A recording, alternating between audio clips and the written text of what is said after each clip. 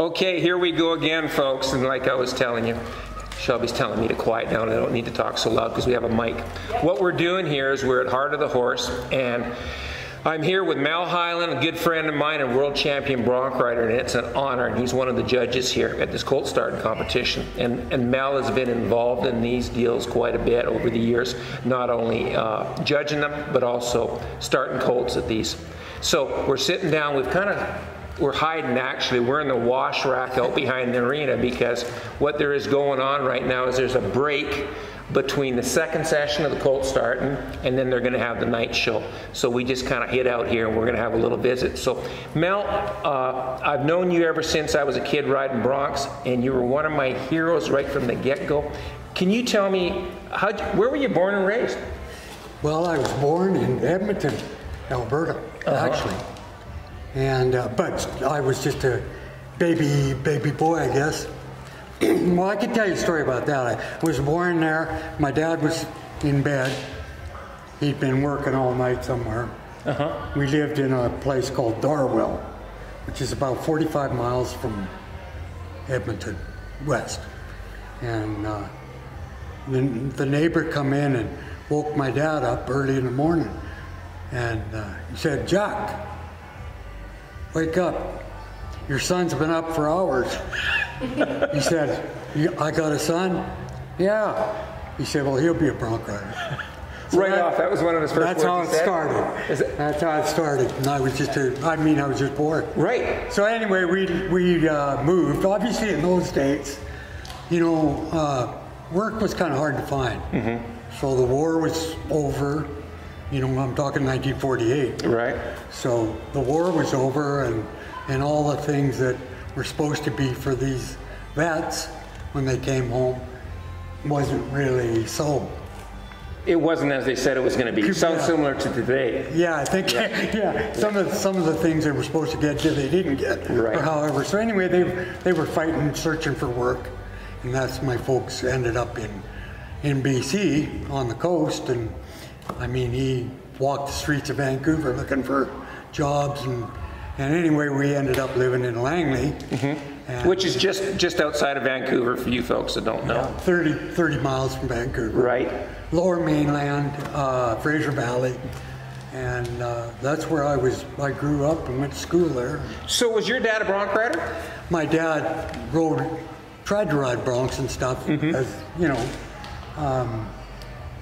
And all the family, because his family grew up in Saskatchewan. Whereabouts in Saskatchewan? Elsask. Okay. 20 miles southeast Elsask. Really? A little place called Mantario.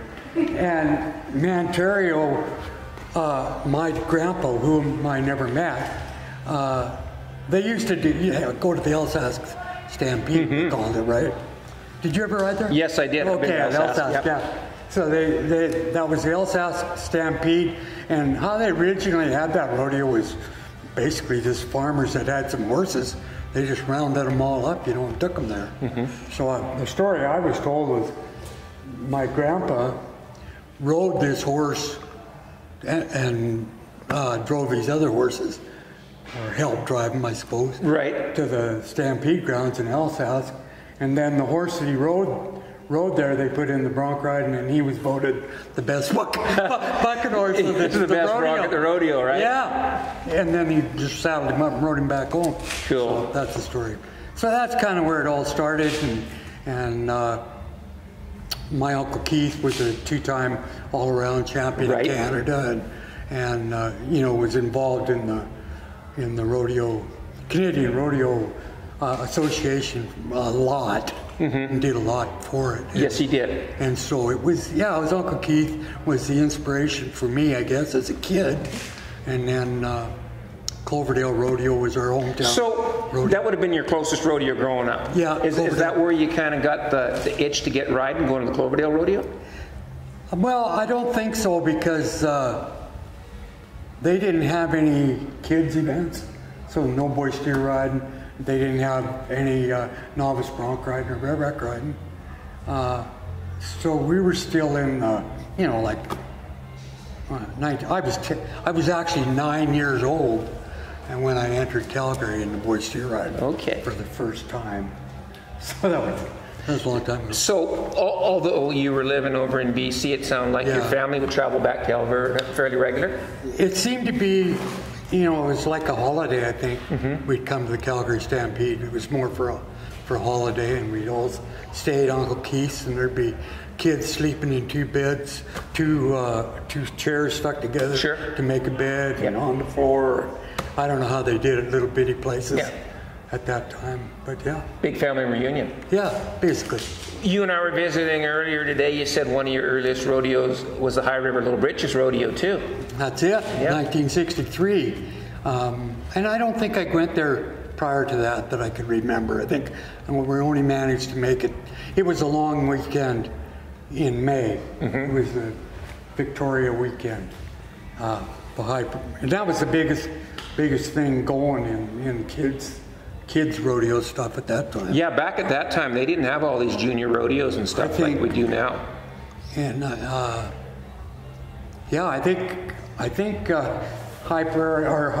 River was about the only one, and then I think, and I don't know if they had it the same years or not, but Innisfil had a Little Britches rodeo. Okay. So Daneses, were they involved in the Innisfil one back then? They were, big time. Yeah. They've been a family. They were in the big competition too. It was hard to beat the Danes. Right, you betcha. They're very well known. Yeah. So you had some success at that first High River Little Britches rodeo. That's a pretty cool thing, you know? Yeah, we go out there, and there was 101 boy steer riders, or cow riders. There was actually Hereford cows that they had there for the boys steer riding.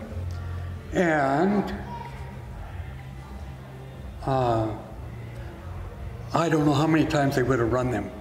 You know, they wouldn't have had 100 head of cows. No, they wouldn't. But I don't know what they would have had for cows. Maybe they had 20, I don't know. And so they just run them through until everybody got on one. And I was like in the 4th, 5th, 6th section of cow riding. It was quite a ways down. And I won the cow ride. 101 cow riders, I win the cow ride. And I won the all-around there. What other events were you in? I was in everything I could get in, I think, you know. So what other events would they have had? Well, they had bronc riding, bareback riding, calf roping. And you were in the bareback riding and the bronc riding? I would have been in them. Yeah. And how old would you have been? I was, 63. I was 14 or 15, somewhere in there. Okay. Maybe 14. So was that kind of when you started riding broncs? Yeah, I bet on some broncs at home. I started riding broncs in our 50 by 100 corral at home when I was 12. So it was probably a year or two after that. Okay. Well, I was born in 48, so what's that work out? Well, I'm not really good with numbers, but yeah, you was were probably 14. You were a pup. So did your dad get some practice horses for you to get on? Eventually, we got a horse we called her Black Pepper. She was actually a Hancock-bred quarter horse mare that nobody could get along with at the coast. And so he finally ended up with Pepper. And we still lived in Langley by then. We lived in Langley on a half-acre lot. And we had this 50 by 100 corral made out of poles. Right. And we just snubbed her up to the corner. And so you didn't have a chute yet? Didn't have a chute. No. We just snubbed her up to the corner, and I got on and cut her loose, and she'd hog down the fence this way and back up. And she always had a colt on her, make a circle or two in there. And we'd basically sit on her for, shoot, I'd ride her for an hour. You know, just sit there. My dad had made a flank out of an inner tube from a bicycle. Okay. So he had this bicycle tube, and then it would just, once he pulled it, you know, it still had slack in it. So, but she was actually flanked all the time. Sure. And she'd get tired and sit there and stand there, and I'd just sit there, and then when I was ready to go, I'd just reach back and give it a tug and away you go. Cool. Very innovative. Kind of like you used to do to your girlfriends, you know? Well, that's another story. Anyway, yeah. So when you went over to High River, you were riding bareback horses and you were riding saddle broncs, and you won the cow riding. So did you ever think of being a bull rider? I never did. No. You know, I never did get on any. Wilf did, my brother. But I never got on any. I'm thinking maybe because you won the cow ride, you might think, well, that's the deal. But it was always the bronc riding, was it? Yeah, I always wanted to be a bronc rider. So you win that and you go back home again. What would be your next rodeo after that? This is in June. You're 14. I doubt if I had any more. Well, probably might have went to. We did some flat racing back then too. So we probably went to Williams Lake. Okay. And what did they had novice bronc riding back then at that rodeo? I think they did. What they did have was they had men's cow riding, men's bull riding, and boys cow riding, and you could cross-enter. Sure. So I entered the men's cow riding and the boys cow riding, or steer riding, whatever they wanted to call it. And then we had some race horses we were riding on the track too. Cool. Yeah. Cool. Williams Lake's always been a great old rodeo. Yeah, and then it was down in that. So you're 14 or so. When did you start going to pro rodeos? Well, probably right in there. I remember, well, I would have entered Calgary in novice bronc riding in probably 1964. So that would have been the next year? Yeah. So you'd have been like 15 when the first time you entered novice bronc riding? Yeah, probably. Yeah, do you remember Nowadays how you did? They wouldn't even let you enter.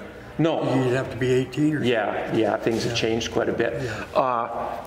So do you remember the first time you rode broncs at Calgary? Yeah, it wasn't hard to remember. I usually made the front page of the Calgary Herald, and I was the one looking like I would just stepped off a deep diving board. Yes. You know, because I was in this. I had perfect form to be a diver because I was coming down over the front of one of them great big gray horses that Calgary used to have. You know, circle squirrel or whatever they call them, big squirrel. And some of these horses, you know, they had like big numbers on them too, like 681 or something was their number. Okay, they're just trying to have everybody think they had a whole bunch. Yeah, I guess so. It was. They were strong, big horses, you know. And, I mean, I didn't weigh 100 pounds. Right. Would Calgary have had their own broncs then, or were they getting contractors in? Well, they did get contractors in even then, I think. But at that time, they had a lot of horses, but they were wild, unproven horses. Calgary at that time. Right. Yeah, you don't see that near as much anymore these days, but back, like even when I was a kid, a lot of times you'd go to those rodeos, and when you were riding a novice bronc riding, you were riding wildies. They were getting those broncs broke in, like they're getting the kids broke in, they're getting on them, so it's a little different now. So we were just talking earlier today about your first big trip down south, and you went down there with Tommy Buse. I did, Tom and Rosemary. It was 1966, actually. And we'd run out of rodeos in, I should back this up a little bit and make it clearer maybe. Sure. In 1965, I entered Simons Valley High School Rodeo. And that's just outside Calgary? That's just north of Calgary. And my good friend Roy McLean and his family lived out in Simons Valley. And Twyla Bruin, who was a barrel racer, and they used to do the flag for the Stampeders, Calgary Stampeders. Her and her sister both rode the flag every time they... Every time there was a touchdown. Yep, they still do that. Well, they were good friends of mine, and that's where I lived most of the time when I rodeoed for years, right there. Anyway, I came out from BC after Cloverdale Rodeo, and then the very next weekend was this high school rodeo in Simons Valley. And so I drove out there by myself, 16 years old, roughly, and one horse trailer. So you had a little single horse trailer pulling behind your car? Well, I was behind I had a pickup. Okay, a pickup. With a big old clumsy camper on it of some kind, and my dad cut me loose from Port Kells is where we lived then. It was just out of Cloverdale. And so I went across the Rogers Pass, 16 years old, all by myself, pulling a one-horse trailer with my Deuce, my my rope horse, my calf horse. So you were calf roping then too? I was roping calves. Oh, I was a left-handed calf roping fool. What would you weigh? I placed once in my life. That's another story. So you were packing that horse for the all-round? Yeah, I was in the all-around and the wild horse race, you name it. So we entered everything, and so I was still in high school, right? So, but I'd kind of left high school. But I'd already entered this high school rodeo. But I trust you brought your homework with you. Oh, you know I did.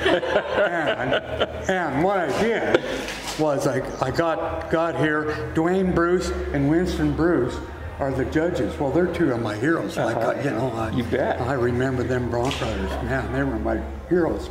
And so they're judging. I won the bareback riding, I won the Bronc riding, and I won the cow riding. I won the all-around. I won 4 buckles. And $68.40. How much would your entry fees have been? You remember that? $5 an event, probably. So the profit margin was pretty good. There you go. So anyway, the story was told to me here not long ago. Franklin Danes, one of the Danes boys that used to compete and ride and rope, and he said one time we were all done, and it was at Simons Valley there. And we were all talking. There was Brian Anderson, maybe John Dodds at the time, I just forget. And a bunch of us standing around there that were all, in that same era. Sure. Talking, and they're talking about what they're going to do after they get out of school. And they come to me and they said, "What are you going to do?" I said, "I'm going rodeo."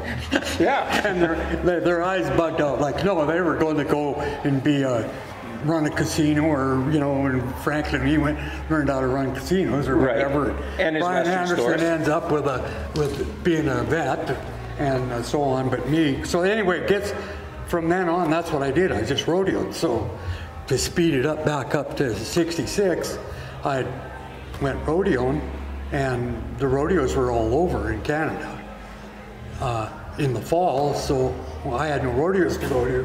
So I didn't think about being Rookie of the Year or anything.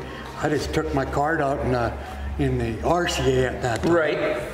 And went to the Okay, so you didn't, like when you say you didn't think about being Rookie of the Year, this was getting into, say, September or so, and that's when you bought your car in September of that year. Yeah. Okay, and you jumped in with Tommy and Rosemary Buse. And went to Ellensburg and Walla Walla, Lewiston, Idaho, and Pendleton, Oregon. And then I went over to, I don't think Tom did, but I think I went over with Kenny McLean or Malcolm Jones and them guys, Clifford, over to Puyallup, Washington. Right. And then from there, and well, the cool part about the going down there was, so I have a Canadian horse when I get to Ellensburg, very bold horse called Gandhi 100, and he was one of them that he'd lay on the side and walk, and just grind on your legs and shoot.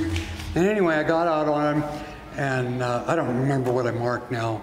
I used to, but I split 5th and 6th with Winston Bruce. I don't remember what he had. No. But I thought, man, I'm living the dream. I'm placing with my hero. We're the world champion Bronc rider. Exactly. You betcha. Yeah. So is that kind of when you understood that, you know what, I can compete at this level? Yeah. Okay. Yeah. So this is getting into the fall. What did you do? Did you go to the winter rodeos that winter? 1976, yeah. 1970 or 66? 66, no. Well, this is the end of 66 is what I'm saying. Yeah. So that spring I went to Denver, yeah. You betcha. So in I'll tell you what happened in 1965, because I had a program, right? I was self-programmed to, I thought I had to do this before I did this. And then once I got this done, then I had these little, what I call plateaus, and I tell this to kids when you're at rodeo schools or whatever, maybe, have a few little plateaus that you can step off and kind of, nobody's going to pat you on your back. You got to pat yourself on the back. Goals to shoot for. So them little goals. Yes. But have your big one, but with these little ones. And that's the way I did it. It just worked that way, I think. I wanted to win the novice bronc riding for Canada. And in '65, Ivan won it, and I was runner-up.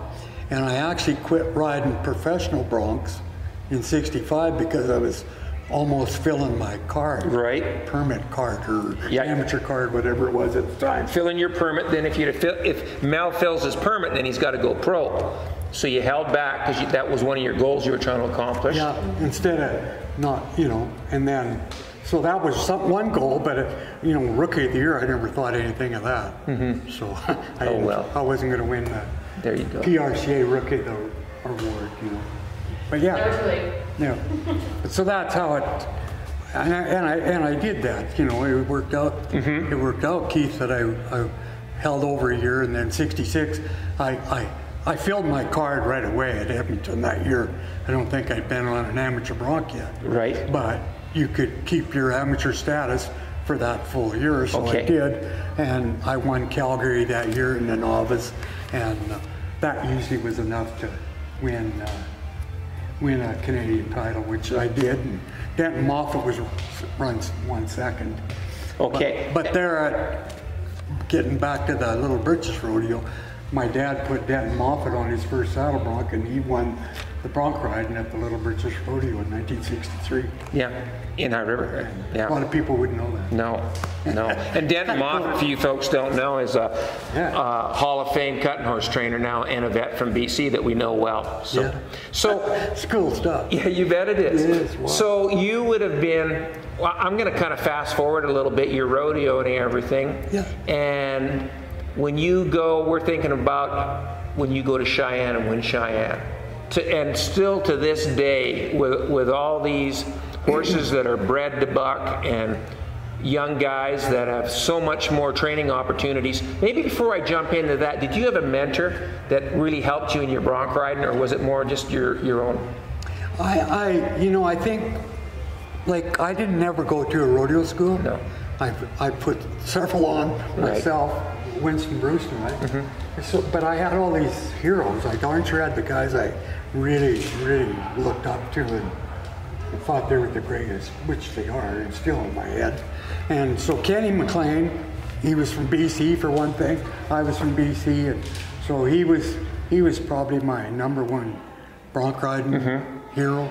I thought he, and you can argue all you want who's the greatest, but he was definitely one of the He would greatest. be definitely in the conversation. Yeah. So when you were learning and coming up, he would give you a hand and some advice and that sort of thing? Yeah, in his own way.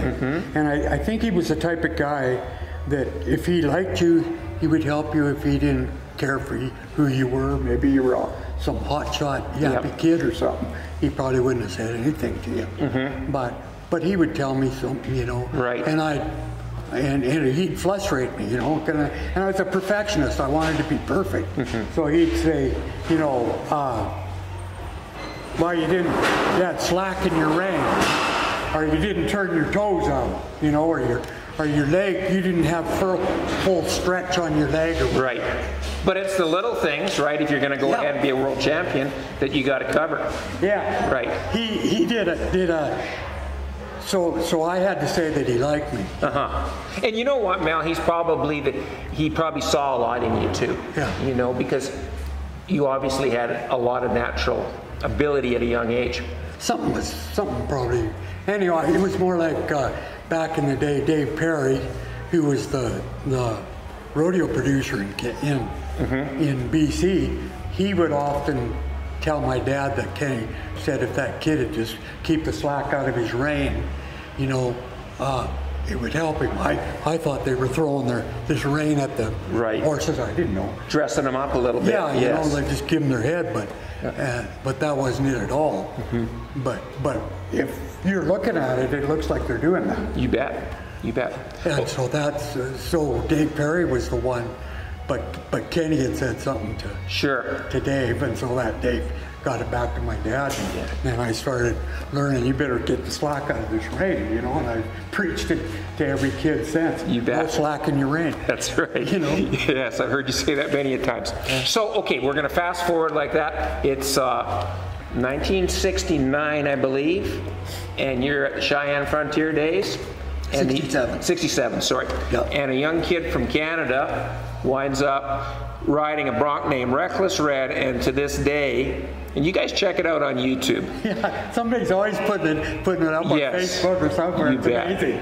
And we visit too with younger bronc riders and older bronc riders, and to this day, with all the breeding programs and everything, you'd be hard pressed to find a better bronc ride. You tell me about that. It was a pretty cool thing. The horse come out of an amateur producing from in the Dakotas. I don't remember if it was they were from Rapid City. It wasn't Sutton's or them guys that are going today, but it was. I actually was an amateur rodeo producer, and at the very time, if I'm right about that time, Casey Tibbs was working on a movie called Going to Buck, and so they were up there in Fort Pierre, at his home country. And they were making this movie. My dad took me to the theater to see that when I was a kid. Yeah. Okay. Yeah. And this horse was there. In that group of horses they gathered, that horse was in there. That horse was in there. That's cool. Yeah. And I'm not so sure that a guy by the name of Jack Phipps, who was a Canadian cowboy from Cochrane back then, didn't get on him during this movie thing and get bucked off him, was what I heard. But it was all hearsay, because by the time we got to this horse gets to Cheyenne, nobody knew him, you know. And so I'd already been on one of them horses with the same branding. In my second horse was a horse called Dipsy Doodle, and she had a similar. Okay, she had a similar brand on her. He was 5B8 was his number, and she was like 5B2 or I can't remember, 3 or something. But anyway.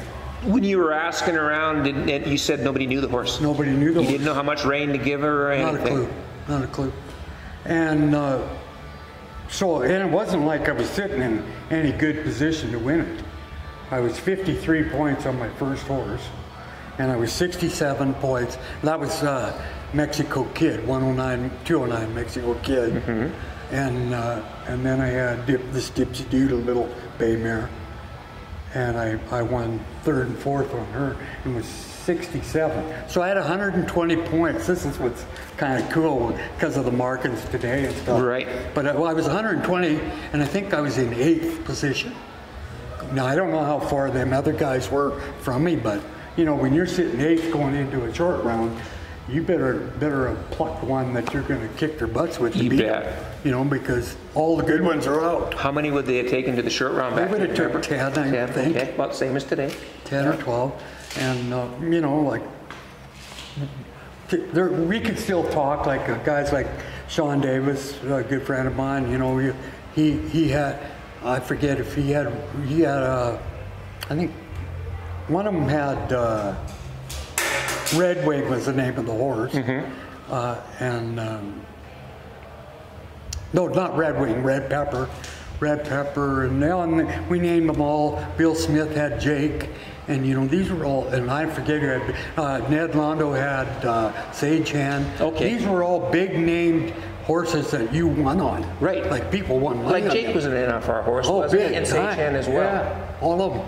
Did Sage Hand come from Jerry Myers? She come from that country. Yeah. She had a 101 on her. I heard. Or 1 bar 1 or 101. Okay. Like a.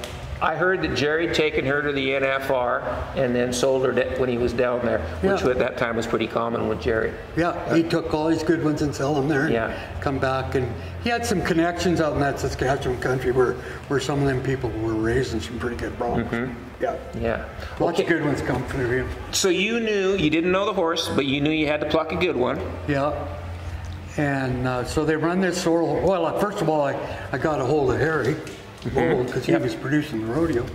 And I said, Harry, what's this Reckless Red horse? By God, I'll tell you, son, he said, I went up that north country there, and I give $2,500 for this horse. And he said, you can win something on this horse. That's a lot of money back then, isn't it? Yeah, it was a lot of money to give for a bucket horse back then. Yes. And that was the story he told me. He said, this horse bucks. Yeah. And so they run him in, and I asked around. Now, nobody knew the horse. Not one guy at the rodeo that day knew anything about this horse. So I had a friend from Sheridan, Wyoming, who's passed away now, but Tommy,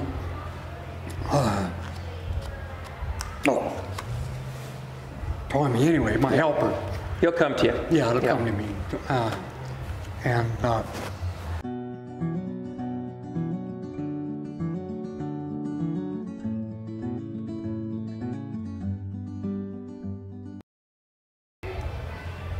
So you had your friend, they run him in the chute. Yeah, Tommy Tate, Sheridan, Wyoming, was good with horses. They run this sorrel horse in, kind of a shapy, typey, kind of a horse. You know, he kind of had some blood in him, like some quarter horse blood or something. You'd think maybe Morgan, I don't know, but it was, you know. In the video, it's a pretty looking horse. Yeah, he had a little bit of class to it. And but it was 100 degrees in Cheyenne. No shade, and the sweat's just dripping off this horse. His bottom lip's going just like this, you know. And I got Tommy up there rubbing on him and carrying on, and you know, I don't know, just a dumb kid. And we get ready, and then there's the old chutes. So you're them big old high chutes, and they were wood, like Fort Worth and all of them had them kind of chutes. You bet. You crawl down in there, and I'm down in there, and I'm just this little kid looking out peeking out the bars. And somebody, it cracks him up every time he watches it. I was 18. Yeah. Can you thinking back at it now? Can you smell the sweat on the horse and everything? It's still that vivid, isn't it? Yes. Yeah. The ride's still there. Yeah. There's a thing there. It comes. You can't really tell the sprout real good because the way it was filmed, and I had to struggle to hold my feet. I remember, and he hit the ground, and my feet, you know, they were coming, and then he kind of did this, and right at that point, it took everything I had to get my feet back to the neck. Yeah. But I got him there. But he got him there. I got him there, and then he blows. And what I want to share too, and I don't want to be thinking that back in the old days it was way tougher, but seriously, the little Hamley saddle Mel was riding back then was flat. I mean, it didn't have a lot of swell. If you watch the video, you can see it. And Mel is riding the horse. He is not riding the saddle. He's reaching up and spurring this horse in the neck. So you had a struggle holding your feet when you blew out of there. And they come, and I met. He was kind of, you know, he made that one jump, and he was kind of gathering himself. And at the point of gathering himself, I was like getting myself set again too. So I had that little moment. And then he did a big swoop to the left. And right there, they'll say, well, maybe that was a missed leg. But if you think about it, it was just, I went with him. Just going with the horse. It really wasn't a missed lick. And then, so the honest to God truth is I didn't know the horse turned back. When the ride was over, I didn't know he'd made a circle. No, but he got up and set so high and then dropped over. Yeah. It was amazing. Yeah. That'd be something that, I mean, it'll stand out. That's been, I don't know how many years ago, but it's been a long time ago, and it still stands out as one of the best bronc rides of all time. It's incredible that they, you know, it's good for me. I mean, keep me in the limelight, you might say. You know, people know who I am. Yeah. They do. But it's pretty amazing to have. And then now, you know, probably set up my whole career. That one ride. So there's your season. Now you're at Cheyenne and you win it. You get a big check. What's it look like after that? Yeah, I think I remember coming. I won the Canadian that year. So my goals were still in place. You know, I wanted to win the novice, and I'd done that in '66. And so '67 is a centennial year in Canada. We had a lot of rodeos that year in Canada. And went out to Montreal. Had a rodeo. Yeah, Expo Rodeo. Expo Rodeo. Montreal, I didn't do no good there. We come back to Winnipeg. I didn't win anything there. Then I got bucked off. Actually, I remember that. And then Lethbridge had a fall rodeo, and so did Swift Current that year. Excuse me, that year. So, and I won both of them. And Kenny McLean, who was the guy I was trying to beat to win the bronc ride for Canada. Didn't come. He probably probably needed to go somewhere else. He probably went to the Cow Palace or somewhere. Okay. Excuse me, but I went to all them rodeos and I managed to win the last two, and it was enough. So I won, like, if I remember right, it was $6,700 and some dollars For the year. For the year. Yeah. And that doesn't sound like the much numbers now. that we, yeah. You know.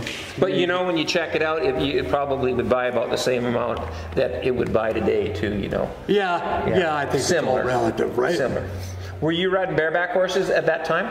You know, I used to enter on and off. Just, I don't know, I'd get a crazy idea or something, I'd decide and I'd enter the bareback riding, but not a lot. Okay. And I never really got serious in riding bareback horses until about 73. And spent quite a, Jimmy Dix was a good friend of mine from Australia. Right. And we rodeoed together quite a bit. And so I don't know if that's what gave me what gave me the idea was I'd seen some guys riding bareback horses in Canada, and you know, they'd make 2 or 3 pretty good spur ride, and then they might miss a lick, and they'd get a check, and I said, heck, I can do that. You bet. So I started entering, you know, and I got lucky enough that, and then I had to actually figure, then I decided to like to win this one time. If I apply myself, I really had to bear down. It was hard on my bronc riding, though. It hurt your bronc riding, you felt? My bronc riding. Why do you think that? Well, I think the two events are similar. I mean, there's a lot of things that you still do the same, and in a way, all the timing and everything's still there. But I think the deal with the rigging is you got a hold of that rigging solid, you know, for the 8 seconds, and they can say you're lifting on your handles or whatever, but you got a hold of it all the time, right here. Yeah. And then I seen pictures where I had my rein come up over top of my swells, and I had all of my rein just like that. Well, well, it was killing my feet. Yeah.